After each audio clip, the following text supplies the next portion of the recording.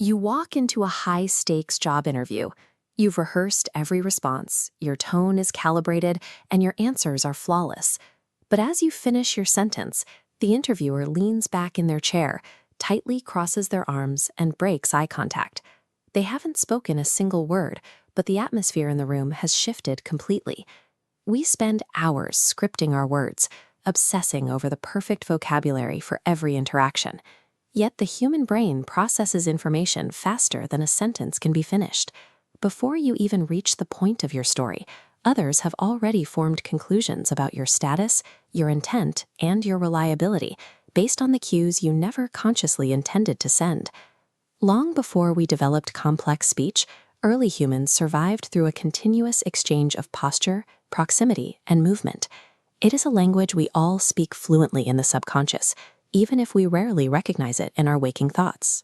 When someone claims to be confident while their shoulders are slumped and their fingers are tapping a nervous rhythm, the brain recognizes a mismatch.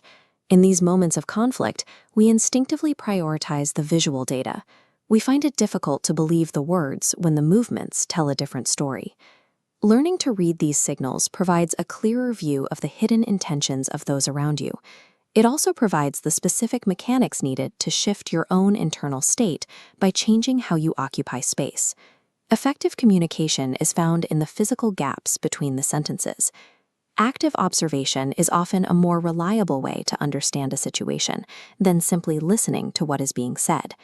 Deception is a high-load cognitive task. To maintain a lie, the brain must manage a fabricated narrative while simultaneously forcing the body to mimic the relaxed state of someone telling the truth. Eventually, the processing power required to hold both states fails, and the body begins to leak information. These leaks are most visible in the face as microexpressions. These are involuntary flickers of emotion that escape across our features for a fraction of a second before the conscious mind can catch them and apply a mask. The timing is precise. When a person feels fear or anger, the impulse bypasses the rational brain and hits the facial muscles within 1/10 of a second. It takes 5 times longer, nearly half a second, for the conscious brain to intervene and neutralize the expression. That tiny window is where the truth resides. While the face provides quick flashes of emotion, the feet reveal long-term intent.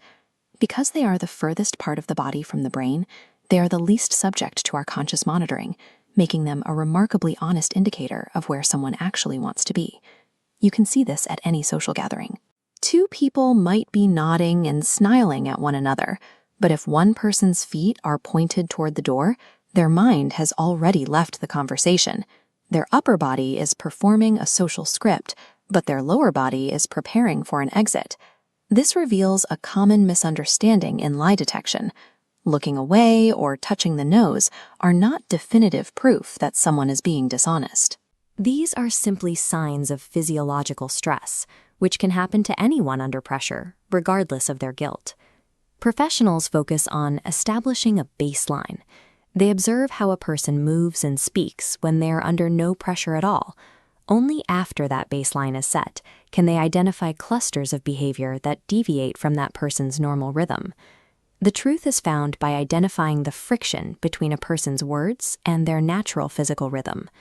These same principles of observation apply to the projection of intent. Evolutionary history taught us to look for the hands as a signal of safety. Keeping your palms visible while speaking is a simple way to bypass a stranger's natural suspicion and build immediate trust.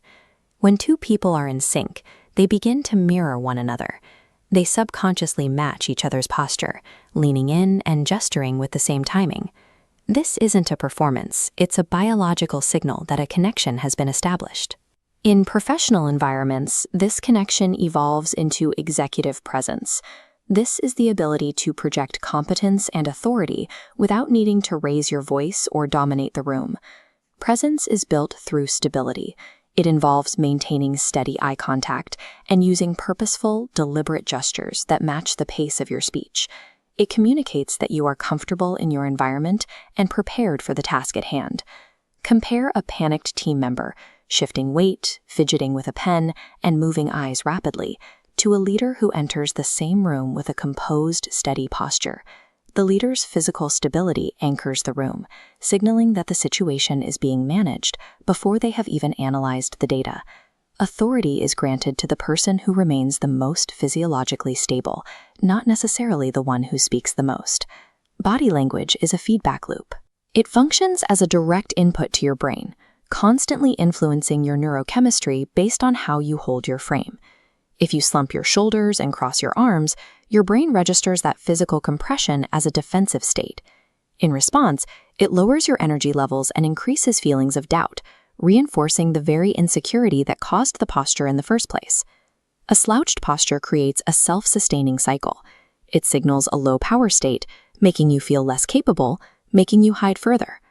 Break this cycle by straightening your spine.